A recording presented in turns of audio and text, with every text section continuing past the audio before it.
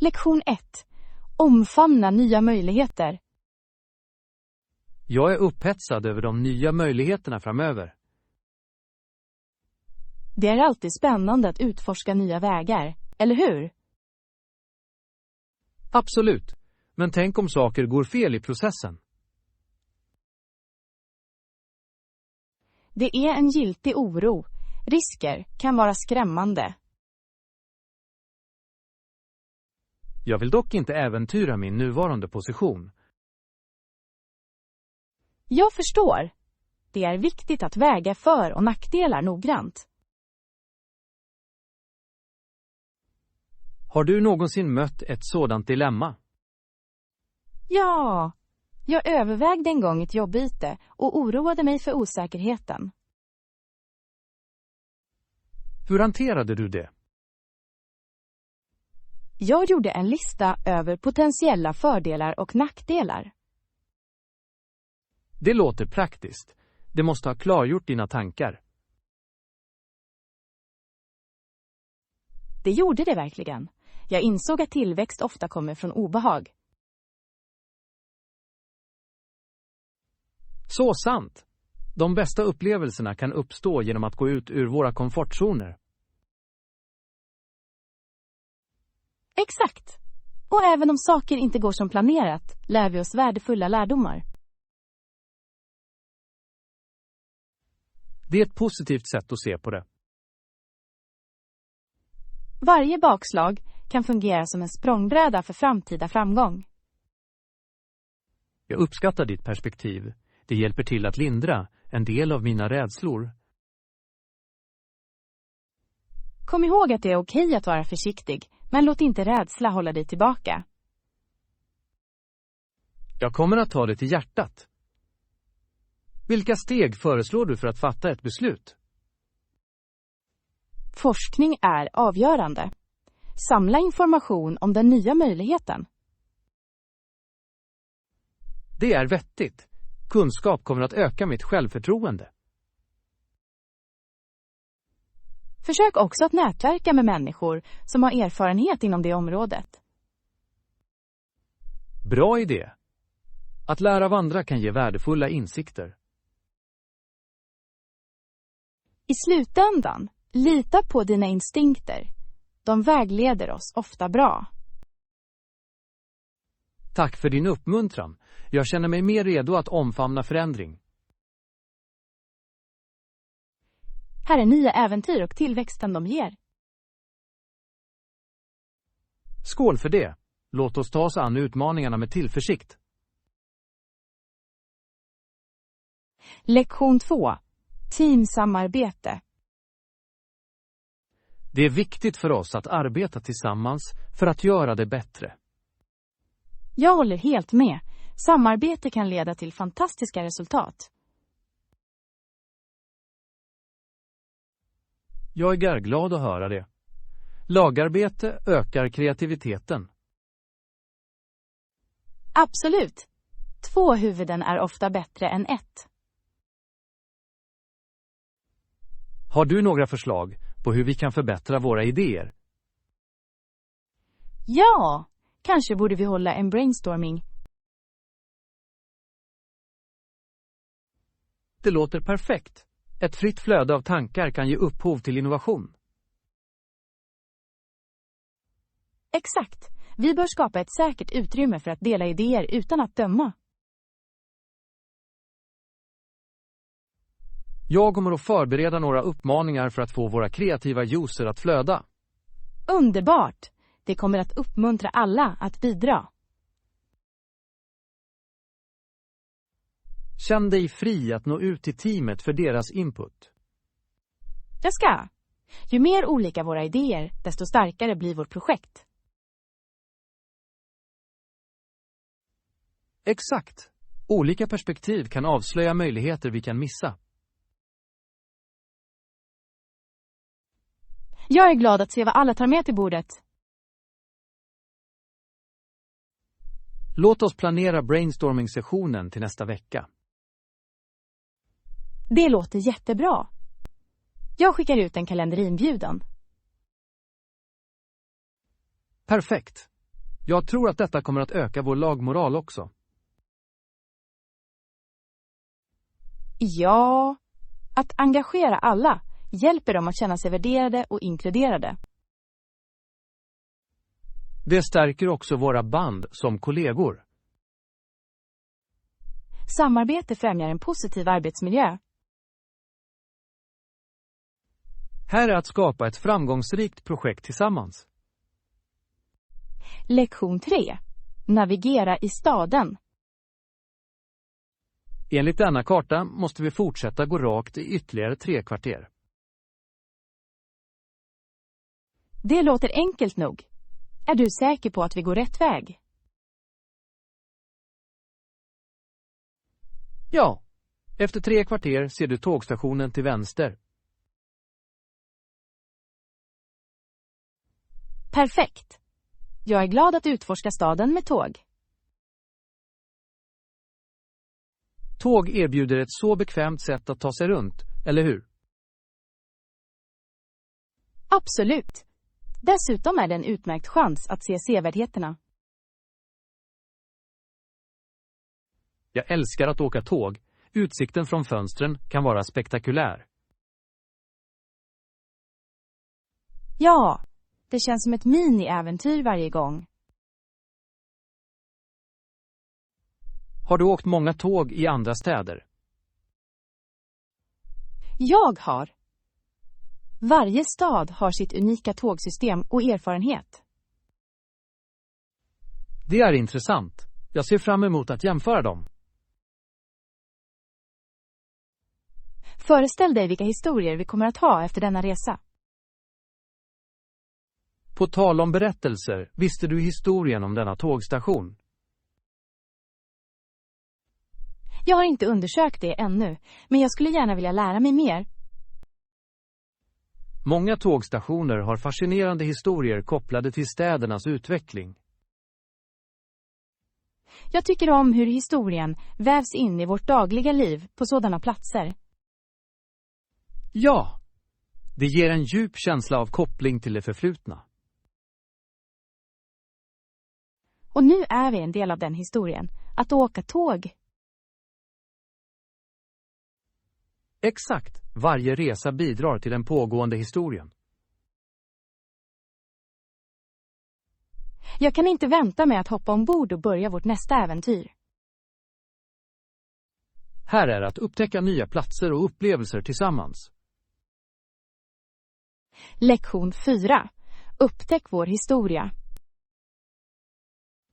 Visste du att för tusentals år sedan slog infödda läger vid Vermilion Lakes? Ja, jag läste om det. Det är fascinerande att tänka på deras koppling till detta land. Under den vindsvepta toppen av Mount Rundle måste de ha känts så små men ändå kraftfulla. Absolut. Landskapet är hisnande. Det måste ha varit en fantastisk syn för dem.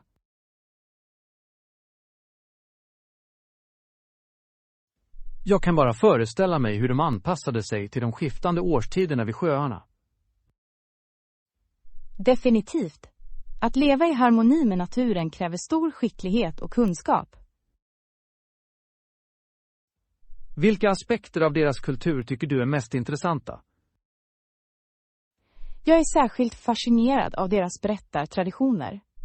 Muntlig historia är ett så rikt sätt att bevara kulturen. Jag håller med. Deras berättelser förbinder generationer och håller deras historia vid liv. Och kopplingen till naturen är tydlig i många av dessa berättelser. Ja, naturen spelade en avgörande roll i deras dagliga liv, från jakt till andlig tro. Jag beundrar också hur de respekterade landet. Hållbarhet var nyckeln till deras sätt att leva. Den respekten för miljön är något vi alla bör lära oss att omfamna idag.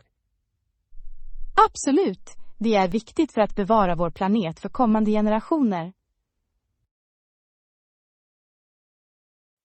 Jag känner mig inspirerad av deras motståndskraft och uppfinningsrikedom.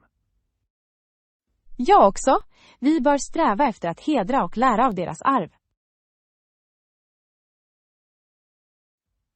Här är att uppskatta historien som formar vår nutid. Lektion 5. Sötandkulturen. En av mina favoritkakor måste vara chokladchips. Chokladkakor är klassiker. Nordamerikaner är kända för sin söta tand. Absolut. Det betyder att de tycker om söta godisar mer än någonting. Ja. Det är fascinerande hur desserter spelar en viktig roll i firande och komfort. På tal om variation, har du en specifik kaka du tycker om förutom chokladchip? Jag älskar havregryn-russinkakor. De känner sig hjärtliga och hälsosamma. Havregryn-russin ger en touch av sofistikering till kakvärlden. Verkligen. Det är som att äta en kaka och ett mellanmål samtidigt. Har du någonsin provat att göra dem hemma? Jag har! Lukten av bakkakor fyller hela huset. Det är en av de bästa dofterna. Det ger tillbaka goda minnen. Definitivt. Kakor är ofta knutna till familjetraditioner och sammankomster. Vilka andra kakor tror du att nordamerikaner älskar? De verkar njuta av jordnötssmörkakor också. De har en så unik smak. Ja, och låt oss inte glömma snickerdoodles. Dessa kanelsocker är oemotståndliga.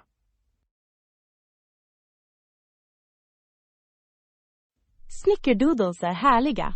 Jag älskar deras sega konsistens. Jag tror att kakor kan lysa upp någons dag, håller du inte med? Absolut. De kan förvandla en tråkig eftermiddag till en glad. Ska vi försöka baka några kakor tillsammans snart?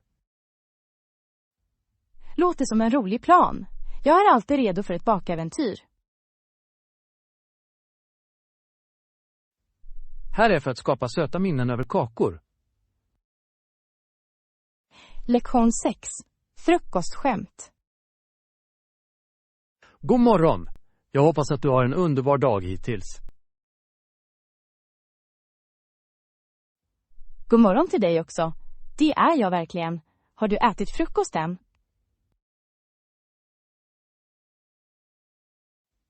Inte ännu, faktiskt. Jag hoppades att du kunde upplysa mig om frukostalternativen de erbjuder här. Självklart. Denna plats är känd för sina fluffiga pannkakor. Du bör definitivt prova dem. Pannkakor låter härligt. Erbjuder de några pålägg för dessa pannkakor? Ja, de har färsk frukt, lönnsirap och till och med vispad grädde om du känner dig njutbar. Vispad grädde låter frestande. Vad sägs om salta alternativ? De har en fantastisk avokadotoast toppad med pocherade ägg. Det är ett populärt val här. Avokadotoast är verkligen ganska trendigt. Kommer det med några sidor? Ja, det innehåller vanligtvis en liten sallad eller några rostade tomater på sidan. Låter som en perfekt kombination. Några rekommendationer för en drink? Deras färskpressade apelsinjuice är helt enkelt fantastisk. Du borde ge det ett försök. Jag älskar apelsinjuice. Det passar perfekt med antingen pannkakorna eller rostat bröd. Absolut. Och om du föredrar kaffe är deras cappuccino underbart krämig. Låter som ett tufft beslut. Kanske borde jag beställa båda frukostvarorna. Varför inte? Det är alltid bra att unna sig en rejäl frukost. Jag håller verkligen med. Vilket härligt sätt att börja dagen på. Verkligen. God mat kan verkligen sätta tonen för en underbar morgon. Tja, jag är redo att beställa. Tack för de utmärkta förslagen. Du är mycket välkommen. Jag hoppas att du njuter av din måltid lika mycket som jag gör. Jag kan inte vänta. Här är en utsökt frukostupplevelse. Lektion 7. De nostalgiska turneringarna. Kommer du ihåg surret kring amatörturneringarna i mitten av 90-talet? Absolut. Energin var påtaglig, särskilt under dessa mästerskapsspel. Jag minns spänningen inför finalen 1994. Det kändes som att alla tittade på. Ja, spänningen var spännande. Underdogs hade alla på kanten av sina platser. Jag tyckte att turneringen 1995 var ännu bättre. Det var så många oväntade vändningar. Verkligen. Såg du den sista minuten-bilden som förändrade allt? Det var legendariskt. Det ögonblicket var ikoniskt. Spelare blev omedelbara hjältar den dagen. Och hur är det med de rivaliteter som utvecklats? De har lagt till så mycket drama. Ja. Fans skulle sjunga och heja med sådan passion. Det var ganska ett spektakel. Jag minns fortfarande festparaderna. Dessa idrottare behandlades som rockstjärnor. Det var fascinerande att se dem övergå från amatörer till proffs. Det är sant. Många av dem fortsatte att ha otroliga karriärer. Turneringarna var en språngbräda för så många blivande idrottare. Ja, och de inspirerade en hel generation sportentusiaster, eller hur? Jag undrar hur dagens turneringar kommer att minnas i framtiden. Förhoppningsvis kommer de att vara lika slagkraftiga som de från 90-talet. Med så mycket talang som dyker upp ser framtiden verkligen ljus ut. Lektion 8. Ett vandringsäventyr. Det är underbart att se dig igen efter all denna tid. Verkligen. Det har varit åldrar. Jag saknar våra vandringsturer. Jag känner på samma sätt. När ska vi ge oss ut på vårt nästa äventyr? Vad sägs om att vi träffas 9:00 på morgonen? Det låter utmärkt. Det ger oss tillräckligt med tid att njuta av dagen. Perfekt. Förresten, minns du förra gången vi vandrade upp för Green Mountain? Hur kunde jag glömma? Jag tappade nästan min sko i den leriga pölen. Det var roligt. Jag skrattar fortfarande varje gång jag tänker på det. Jag var inte så road då, men nu är det ett gott minne. Den här gången, låt oss undvika leriga områden. Håller med. Kanske kan vi ta med gångstavar för bättre stabilitet. Utmärkt idé. De kommer säkert att hjälpa oss att navigera knepiga vägar. Vilka snacks ska vi packa för vandringen? Jag föreslår trailmix och lite frukt. Och glöm inte chokladen. Hur kunde jag glömma det? Choklad är viktigt för en vandring.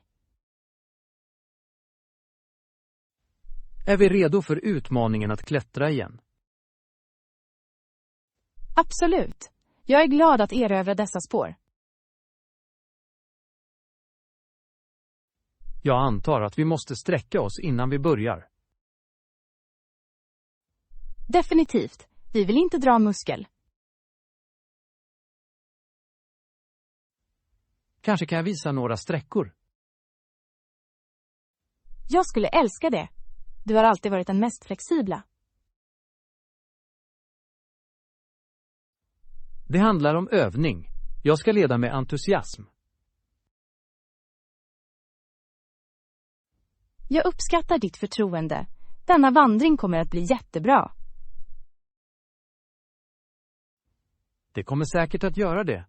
Äventyr väntar oss ute i naturen. Jag kan knappt vänta till lördag. Bergen ropar, och vi måste gå. Lektion 9. En lugn resa. Det är underbart att koppla av på en så lugn plats, eller hur? Verkligen. Jag tror att en stressfri resa är avgörande för en tillfredsställande upplevelse. Jag kunde inte hålla med mer. Att hitta glädje i resor kan avsevärt förbättra ens perspektiv. Exakt. Vad tycker du är nyckeln till en stressfri resa? Jag tycker att bra planering är avgörande. Att veta vad man kan förvänta sig kan lindra många bekymmer. Det är sant. Men man måste också lämna utrymme för spontanitet. Håller du inte med?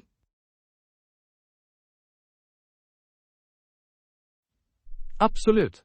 Oväntade äventyr leder ofta till de bästa berättelserna. Ja. Föreställ dig att snubbla över en dold pärla på en restaurang medan du utforskar. Eller upptäck en hemlig strand som inte finns i någon reseguide. Nu, det skulle vara en härlig överraskning. Vi bör ingå en pakt för att omfamna spontanitet. Jag är helt med på det. Låt oss göra denna resa oförglömlig. Underbart! Vilken destination ska vi överväga för detta äventyr? Vad sägs om en naturskön kuststad? Havet ger alltid lugn. Det låter perfekt. Frisk luft, vacker utsikt och läckra skaldjur väntar på oss. Och kanske kan vi njuta av några strandaktiviteter som kajakpaddling. Ja, och vi måste planera en solnedgångspicknick på stranden också. Ingenting slår skönheten i en solnedgång vid havet. Det låter idylliskt. Jag kan redan känna glädjen av att planera detta äventyr. Jag också. Låt oss se till att varje ögonblick är fyllt med skratt och kul. Verkligen. Här är vår stressfria resa framåt. Skål för det. Låt oss få varje steg att räknas. Lektion 10. Vandringsplaner.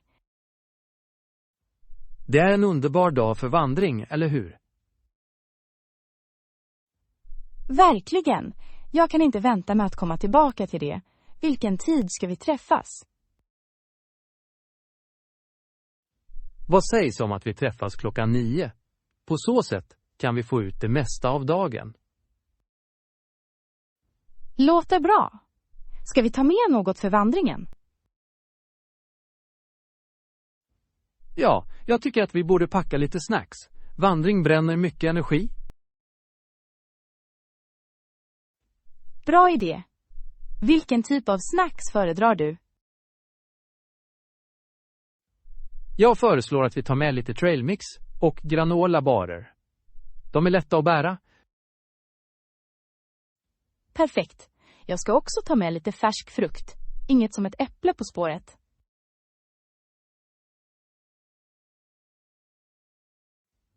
Absolut. Färsk frukt ger en fin touch. Vad sägs om vatten? Vi får inte glömma vatten. Att hålla sig hydratiserad är viktigt, särskilt under en vandring. Jag kommer att ta med en stor flaska till var och en av oss. Bättre säker än ledsen. Exakt. Ska vi också överväga ett första hjälpen-kit för säkerhets skull?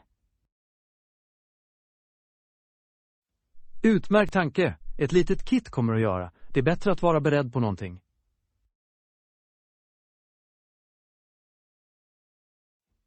Jag håller med. Och hur är det med solskyddsmedel? Vi kan inte bortse från solskydd.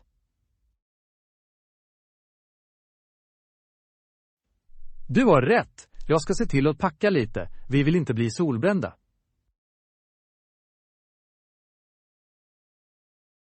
Detta håller på att bli ett spännande äventyr. Jag kan inte vänta med att gå på spåren. Jag också. Låt oss göra det till en minnesvärd dag i naturen. Lektion 11. Jakten på meningsfulla souvenirer. Den här marknaden är helt underbar, eller hur? Verkligen. Jag älskar hur varje stall har sin egen charm. Jag är fast besluten att hitta en souvenir som berättar en historia. Det är ett fantastiskt mål. Varje objekt ska ha en berättelse bakom sig. Ja! Kanske ett handgjort halsband. Ett halsband kan vara vackert. Vilken historia skulle det berätta? Kanske symboliserar det vänskap eller äventyr. Eller det kan representera lokal kultur. Det skulle vara underbart. Exakt. Jag tror att en souvenir bör koppla oss till platsen vi besöker. Håller med. Låt oss fortsätta söka. Jag är säker på att du hittar det perfekta stycket. Tack för din uppmuntran. Vad sägs om ett traditionellt keramikstycke? Keramik kan vara rik på historia. Varje mönster har ofta en unik betydelse. Det är sant. Det är fascinerande hur konst kan berätta historier genom design. Kanske har konstnären en berättelse att dela om sitt arbete. Jag skulle gärna höra den historien. Det tillför så mycket värde till stycket. Vad sägs om denna färgglada gobeläng? Det ser spännande ut. Det är fantastiskt. Det verkar skildra en lokal legend. Berättelser genom konst förbättrar verkligen upplevelsen av resor, eller hur? Absolut. Det får oss att känna oss mer kopplade till kulturen. Jag tror att vi är på rätt väg. Den perfekta souveniren finns där ute. Jag känner det i mina ben. Äventyr väntar oss när vi utforskar. Ja! Låt oss fortsätta vår strävan med öppna hjärtan och nyfikna sinnen. Tillsammans är jag säker på att vi kommer att hitta något riktigt speciellt. Lektion 12. Reseberättelser. Det är alltid fascinerande att höra om reseupplevelser. Vilka städer har du besökt? Jag har utforskat New York, Chicago och London. Varje stad har sin unika charm. Det är underbara val. Vad tyckte du mest om New York? Energin är oöverträffad. Jag älskade att promenera genom Times Square. Det är levande och fullt av liv. Jag håller med. New York är som en filmscen som kommer till liv. Vad sägs om Chicago? Chicago har fantastisk arkitektur. Jag blev förvånad över skyline. Utsikten från Willis Tower är hisnande. Gick du upp? Ja, det gjorde jag. Att stå på glaskanten var spännande och skrämmande på samma gång. Det låter som en upplevelse. Vad sägs om London? London har en rik historia. Jag tyckte om att besöka Tower of London och se kronjuvelerna. Dessa juveler är magnifika. Har ni sett Buckingham Palace också?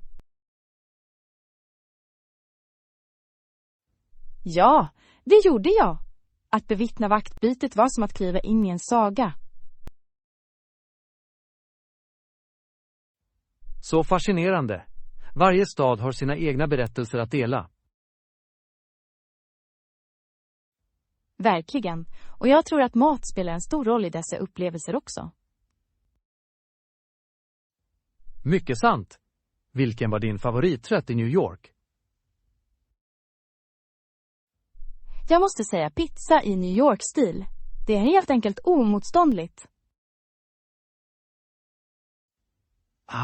Pizza. Ett klassiskt val. Vad sägs om Chicago? Den djupa pizzan i Chicago är legendarisk. Det är mer som en paj.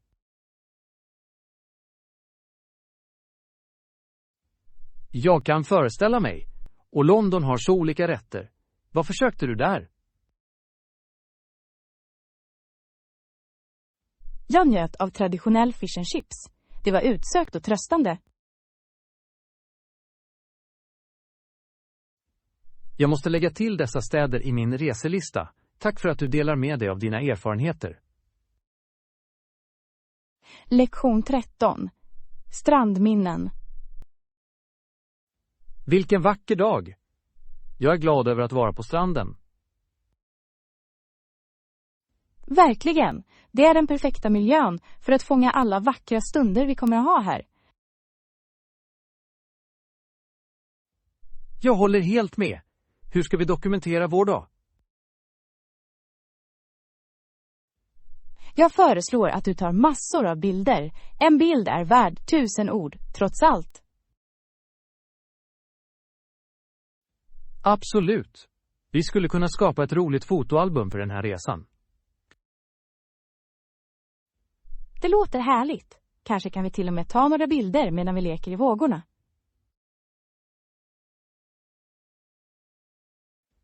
Jag kan redan föreställa mig att vi skrattar när vågorna kraschar över våra fötter. Ja, dessa uppriktiga stunder kommer att vara så roliga att se tillbaka på senare. Vi bör också försöka fånga solnedgången. Färgerna kommer att bli fantastiska. Bra idé. Ett solnedgångsfoto kommer att ge en romantisk touch till vårt album. Jag kommer att ta med min kamera och se till att vi får de bästa bilderna. Underbart! Jag ska också ta med en liten videokamera. Vi kan filma våra äventyr.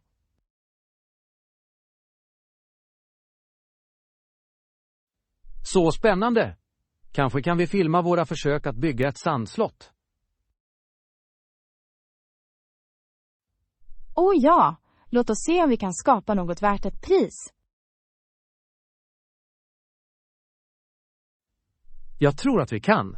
Och sedan kunde vi dokumentera den oundvikliga kollapsen av vårt mästerverk. Det kommer att bli ett riktigt skådespel. Skratt garanterat. Det verkar som om vi har en perfekt plan på plats för vår stranddag. Jag kan inte vänta med att fånga dessa speciella stunder tillsammans. Här är en dag fylld med glädje, skratt och varaktiga minnen. Lektion 14.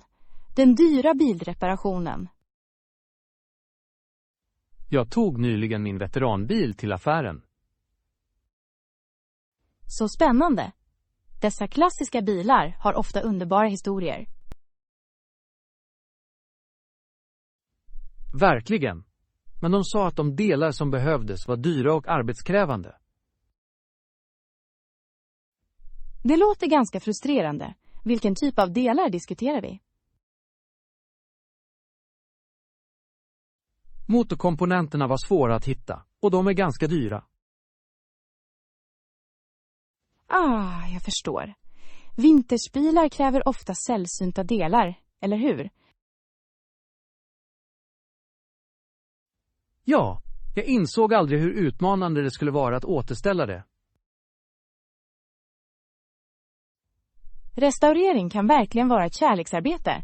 Överväger du att gå vidare med det? Jag är frestad, men kostnaderna fortsätter att öka. Har du funderat på att köpa delar online? Det gjorde jag, men jag oroar mig för kvaliteten på dessa delar. Det är en giltig oro.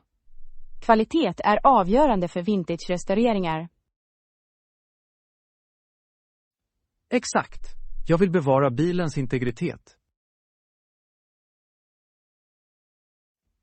Du kan också kontakta lokala entusiaster för råd. Det är en utmärkt poäng. De kan ha värdefulla insikter och kontakter. Och du kan potentiellt hitta delar till bättre priser genom dem. Det låter lovande. Jag kommer definitivt att utforska det alternativet. Du borde. Det kan leda till fantastiska upptäckter. Kanske skulle jag till och med kunna byta några delar med andra entusiaster. Handel kan vara ett bra sätt att spara pengar och bygga anslutningar. Jag gillar ljudet av det. Det gör reparationen till en samhällsinsats. Exakt. Det skulle ge mer värde till hela upplevelsen. Tack för din uppmuntran. Jag känner mig mer optimistisk. Lektion 15. Perspektiv på omvårdnad. Det är intressant hur yrken utvecklas över tiden, eller hur? Absolut. Vissa karriärer verkade en gång mindre lovande, till exempel omvårdnad. Ja, särskilt under tidigare årtionden. De enda respektabla sjuksköterskorna var ofta de med erfarenhet. Exakt. Många såg inte omvårdnad som ett legitimt yrke initialt. Det sågs ofta som en roll, främst för kvinnor utan högre utbildning. Mycket sant. Men det engagemang som krävs i omvårdnaden är enormt. Det är det verkligen.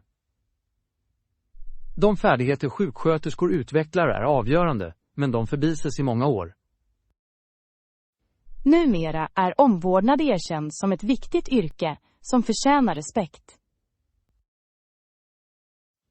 Ja, pandemin lyfte särskilt vikten av sjuksköterskor. Absolut. De arbetade outtröttligt och satte sin egen hälsa i fara.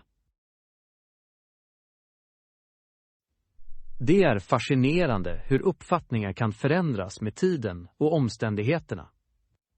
Verkligen. Nu, omvårdnadsprogram är rigorösa och högt uppskattade. De kräver verkligen omfattande utbildning. Vad tror du har orsakat denna förändring? Ökat erkännande av sjukvården och hälso- och sjukvårdspersonalens bidrag, tror jag. Det är perfekt vettigt. Samhället har börjat värdera medkänsla och skicklighet lika. Ja, och media spelar också en viktig roll för att forma allmänhetens uppfattning. TV-program och filmer har skildrat omvårdnad i ett mycket mer positivt ljus. Jag håller med. Detta kan inspirera nya generationer att betrakta omvårdnad som en karriär. Förhoppningsvis fortsätter stigmatiseringen av det förflutna att försvinna. Det är hoppet. Varje yrke har sina utmaningar, men de kan alla respekteras. Väl sagt! Här är för att fira det hårda arbetet och engagemanget av sjuksköterskor överallt. Lektion 16. Projektets omfattning och detaljer. Det är spännande att diskutera omfattningen av detta projekt, eller hur? Absolut. Det finns så många möjligheter att utforska. Låt oss gå igenom detaljerna. Var ska vi börja? Jag föreslår att man börjar med målen. De satte grunden. Det är en lysande idé. Tydliga mål håller teamet fokuserat. Verkligen. Vad är dina tankar om det primära målet? Jag anser att ett ökat kundengagemang bör vara vårt huvudfokus. Det är ett värdefullt mål. Engagerade kunder är avgörande för tillväxt. Exakt. Vad sägs om tidslinjen? En realistisk tidslinje är avgörande. Det håller allt på rätt spår. Det är sant. Vi måste se till att vi fördelar tiden klokt. Ska vi också överväga potentiella utmaningar? Visst! Att identifiera utmaningar tidigt kan spara tid senare. Jag håller med. Vilka utmaningar förutser du? Kanske resursbegränsningar eller oväntade marknadsförändringar. Det är giltiga bekymmer. Vilka åtgärder ska vi vidta? Jag föreslår regelbundna incheckningar för att ta itu med problem snabbt. Det låter effektivt. Kommunikation är avgörande för framgång. Ja, det främjar lagarbete och samarbete. På tal om lagarbete, hur många teammedlemmar kommer vi att involvera? Jag föreslår ett mångsidigt team för att ta in olika perspektiv. Mångfald leder ofta till innovativa lösningar, eller hur? Exakt. Olika synpunkter kan väcka kreativitet. Nu, hur är det med budgetöverväganden? Vi måste upprätta en realistisk budget. Ekonomisk tydlighet är nyckeln. Absolut. En välplanerad budget förhindrar överutgifter. Ska vi inkludera beredskapsmedel för oväntade utgifter? Det är en utmärkt idé. Flexibilitet är viktigt i alla projekt. Jag känner mig säker på den här planen. Vi har övervägt många aspekter. Verkligen. Detta projekt har stor potential för framgång. Jag ser fram emot att presentera detta för laget. Precis som jag. Låt oss se till att vi förbereder oss grundligt. Med en solid plan är vi tvungna att imponera. Lektion 17. Övervinna bekymmer för språkinlärning. Jag oroar mig ofta för mina språkkunskaper. Du är inte ensam. Många elever känner likadant. Det kan vara skrämmande att kommunicera flytande. Ja, men konsistens gör verkligen skillnad. Hur håller du dig konsekvent i din praktik? Jag sätter små dagliga mål. Det håller mig motiverad. Det är ett smart tillvägagångssätt. Jag siktar ofta för högt och blir avskräckt. Det är viktigt att fira små segrar. De lägger till. Det är vettigt. Jag borde fokusera mer på mina framsteg snarare än perfektion. Exakt. Att lära sig ett språk är en resa, inte ett lopp. Ibland är jag rädd för att göra misstag när jag pratar. Misstag är en naturlig del av lärandet. De hjälper dig att förbättra. Du har rätt. Jag måste omfamna mina misstag mer. Tänk på dem som trappstenar. Varje misstag tar dig närmare flyt. Jag gillar det perspektivet. Hur övar du på att tala? Jag försöker hitta språkpartners. Samtal är ovärderligt.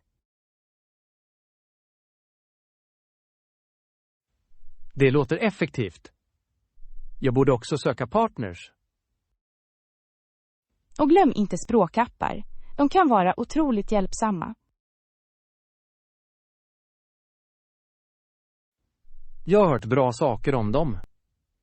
Vilken rekommenderar du? Jag tycker om att använda en som fokuserar på tal- och lyssningsövningar. Det är precis vad jag behöver. Jag försummar ofta mina lyssningsfärdigheter.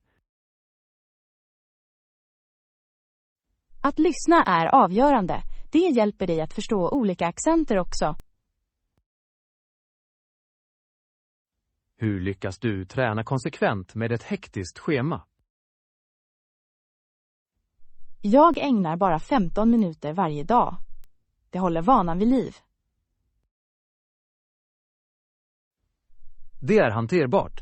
Jag ska försöka införliva det i min rutin. Konsistens är nyckeln. Till och med lite varje dag går långt. Jag kan se det. Det är uppmuntrande att veta att jag inte behöver timmar. Absolut. Fortsätt bara öva och du kommer att se förbättringar över tiden. Tack för motivationen. Jag känner mig mer självsäker redan. Jag är glad. Låt oss stödja varandra på denna språkinlärningsresa. Jag ser fram emot våra framsteg tillsammans. Lektion 18. Julens anda. Julen är en så viktig helgdag, eller hur? Verkligen. Det förenar människor på ett unikt sätt. Många människor tar hela veckan ledigt från arbete och skola. Ja, det skapar en underbar möjlighet för vila och fest. Jag tycker alltid att det är intressant hur traditioner varierar mellan kulturer. Absolut. Olika länder firar jul i olika stilar. Vissa fokuserar på familjesammankomster, medan andra betonar festliga måltider. Exakt. Har du någonsin provat en traditionell julmiddag från ett annat land? Ja, en gång njöt jag av en svensk jul med sill och köttbullar. Det låter läckert. Jag har alltid velat uppleva det.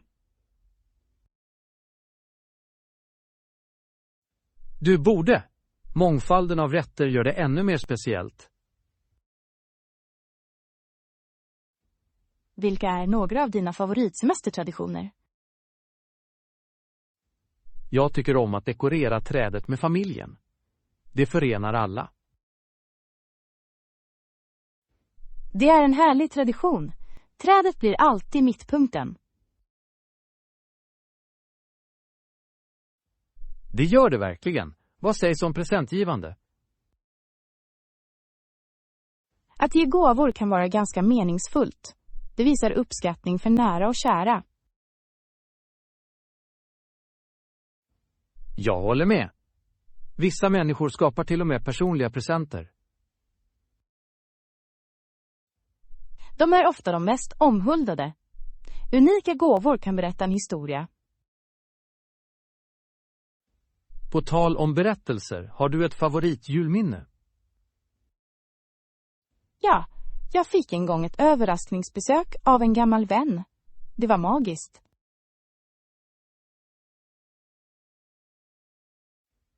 Det måste ha varit underbart. Överraskningar kan göra semestern oförglömlig. De kan! Julen handlar om att skapa vackra stunder. Tror du att andan att ge bör sträcka sig bortom familjen?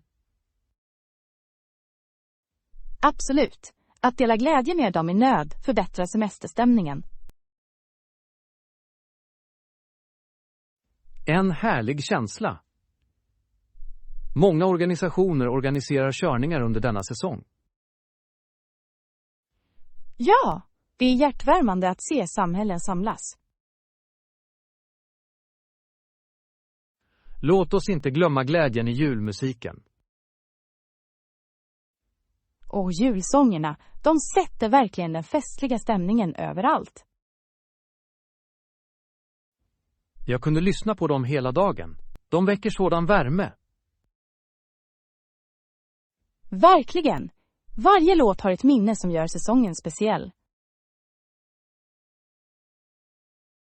Detta har varit en härlig konversation. Julen är verkligen magisk.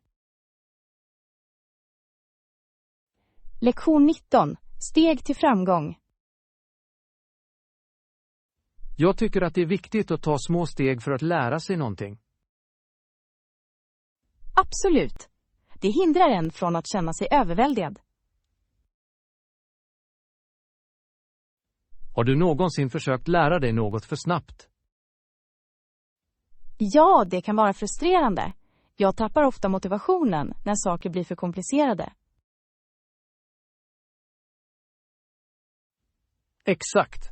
Jag har lärt mig att tålamod är en dygd i inlärningsprocessen. Det är det verkligen. Att fokusera på ett koncept i taget gör allt lättare att förstå. Vilka strategier använder du för att se till att du tar saker steg för steg? Jag skapar en checklista över ämnen att täcka. Det håller mig organiserad och fokuserad. Det är en bra idé. Ibland glömmer jag vad jag redan har behärskat. Det är vanligt. Att se över tidigare ämnen kan också stärka förståelsen.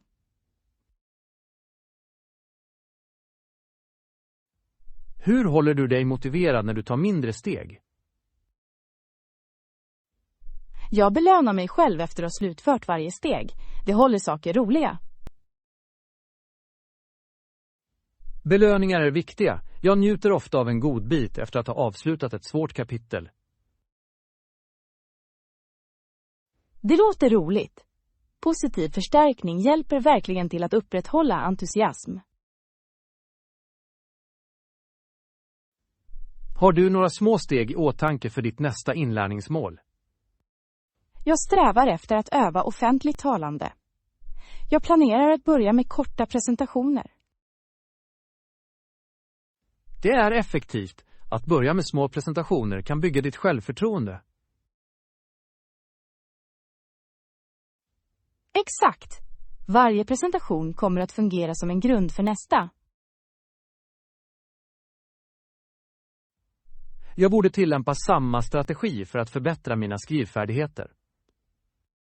Det skulle fungera bra. Att börja med korta stycken kan hjälpa dig att utveckla tydlighet. Jag kommer definitivt att prova det. Tack för förslaget. Det är mitt nöje. Tillsammans kan vi lära oss och växa. Jag är glad att se hur dessa små steg leder till betydande framsteg. Jag också. Konsekvent ansträngning lönar sig på lång sikt. Absolut. Låt oss påminna varandra om att ha tålamod.